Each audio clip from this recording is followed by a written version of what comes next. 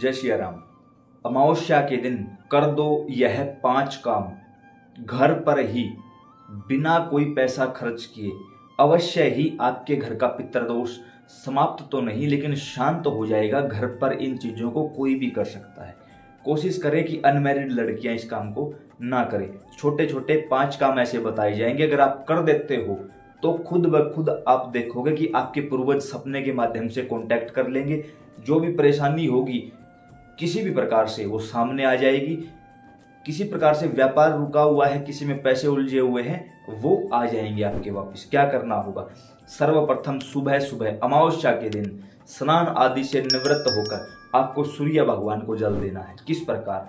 जैसे हमारे पास ये एक जल का पात्र है, इसके अंदर 2 लौंग डालकर 5 लाल कलर के फूल, 5 पुष्प डालकर सूर्य भगवान को अर्घ देना है। आपको कोशिश करना है कि जब सूर्य बिल्कुल उगते हुए अवस्था में हो उस समय उस लालिमा की तरफ निहारना है और सूर्य भगवान को जल देते समय बोलना है, हे श्री सूर्य नारायण भगवान, आप हमारे पित्र हो। क्योंकि प्रत्यक्ष देवता और आदि अनादि काल से चले हुए देवता सूर्य हैं और पित्र जब पृथ्वी पर आते हैं तो सूर्य की आर्यमा नामक किरण के माध्यम से ही आते हैं। तो सूर्य नारायण भगवान हमारे पूर्वज हैं, हमारे पित्र हैं। हे श्री सूर्य नारायण भगवान, यह पुष्प, लौंग और जल आपके माध्यम से अपने पितरों, अपने पूर्वजों तक पहुंचा रहा हूं। कृपा करके उन तक पहुंचा दीजिए और मेरे घर का पितृदोष, मेरी परेशानी, मेरी कुंडली का दोष शांत एवं समाप्त कर दीजिए। सर्वप्रथम काम तो होगा ये आपका। उसके बाद जो लौंग और पुष्प वहां गिरे हुए हैं उनका क्या करें? उनको 15-20 मिनट बाद उठाकर किसी अन्य स्थान पर रख दो और शाम को सूर्यास्त से पहले पहले किसी भी मंदिर में पीपल या बेलपत्र के वृक्ष के नीचे रखवा दो। याद रहे, रविवार के दिन पीपल के नीचे नहीं जाया जाता। तो अगर रविवार का दिन है तो आप बेलपत्र के नीचे, आंवले के नीचे या पीपल के नीचे रख सकते हो उन चीजों को। जो लौंग है उनको भी, पुष्प हैं उनको भी। अगली चीज, इस दिन अपने घर में ब्राह्मण और ब्राह्मणी जोड़े के साथ किसी को भोजन करवाएं। भोजन करवाते समय, भोजन परोसते समय यह कार्य घर की महिलाओं को करना है। भोजन बनाते समय भी, परोसते समय भी और उनको भोजन खिलाते समय भी मन में ये भाव रखें कि इनके माध्यम से हमारे पूर्वज भोजन ग्रहण कर रहे हैं और हमारा पितृदोष समाप्त हो रहा है। कोशिश करो कि उनको नीचे बैठाकर दक्षिण दिशा की तरफ उनका मुख करके फिर उनको भोजन करवाया जाए। भोजन के बाद उनको आप दक्षिणा देकर विदा करें। बगैर दक्षिणा के कोई भी यज्ञ संपन्न नहीं होता और आप भोजन करवा रहे हो वो भी एक यज्ञ ही माना जाएगा। जो भी आपसे हो सके 50 रुपए, 100 रुपए उनको दक्षिणा अवश्य दे।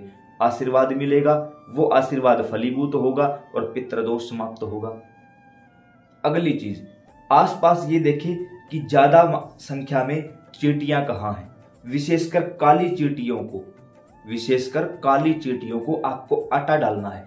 थोड़ा सा आटा लेकर जाओ और जहां पर ज्यादा संख्या में वो हैं, जहां पर उनका घर है, नगर है, वहां जाकर आपको दोनों उंगलियां, ये बीच वाली और अंगूठा, इस माध्यम से आटे का छिड़काव करना है उनके ऊपर से।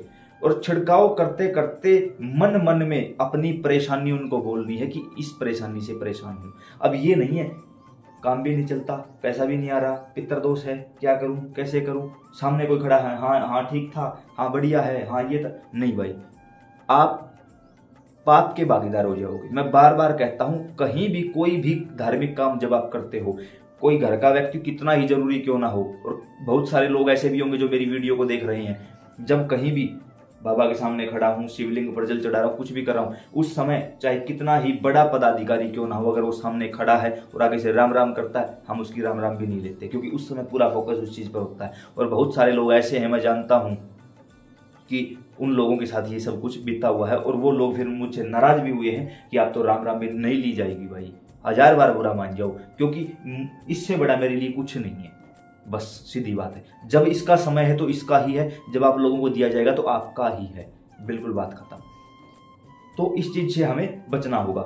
आप सुनार की दुकान पर जाइए, अमावस्या के दिन ही सुबह चांदी के 2 नाग नागिन ले आइए, मान के चलो 100-150 रुपए की मिल जाएंगे, ले आओ उनको अपने घर पर रखो, उनका दूध से अभिषेक करवाओ, दूध से उनका अभिषेक करवाओ और प्रार्थना करो विष्णु भगवान से कि अगर हमारे घर में किसी भी प्रकार का पितृदोष है तो हम अपने पूर्वजों के लिए चांदी के नाग नागिन समर्पित करते हैं, इसके साथ ही हमारा पितृदोष समाप्त कर दिया जाए।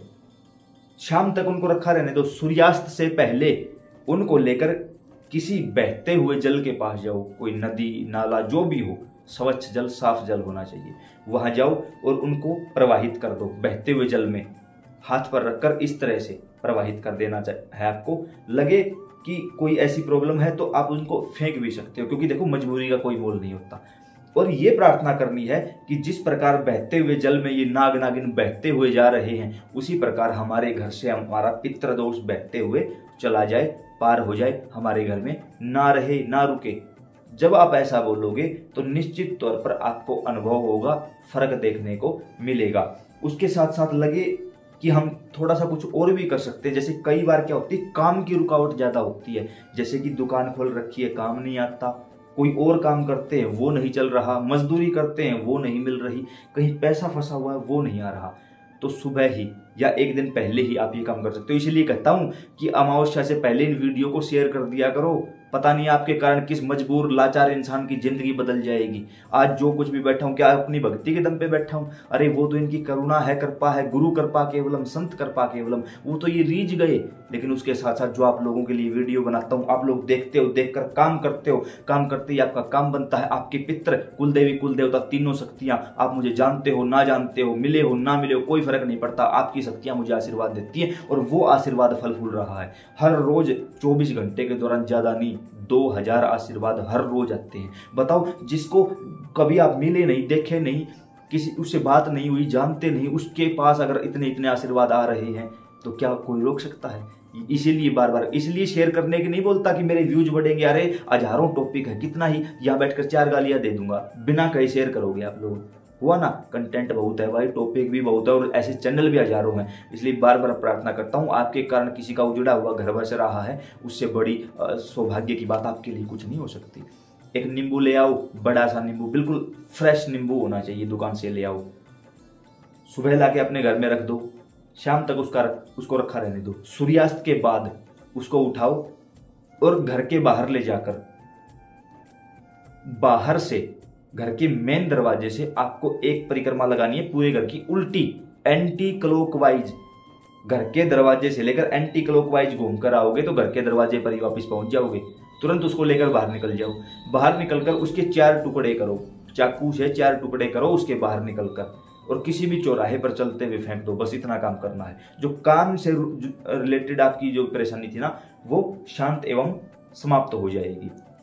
उसके साथ साथ जैसे अन्न का दान करना है, घी का, दूध का, फलों का, कपड़ों का दान करना है आपको। अगर आप ये काम कर देते हो, ये 5 काम आपको बताए गए हैं, निश्चित तौर पर आपका पितृदोष शांत हो जाएगा। रात को स्वप्न के माध्यम से, एक अमावस्या ही करके देखो, एक अमावस्या में ही रात को सपने के माध्यम से जिस कारण से परेशान हो, वो देवी देवता, पितरों से परेशान हो तो पितर आपके संपर्क में आ जाएंगे, चाहे वो कहीं भी हो।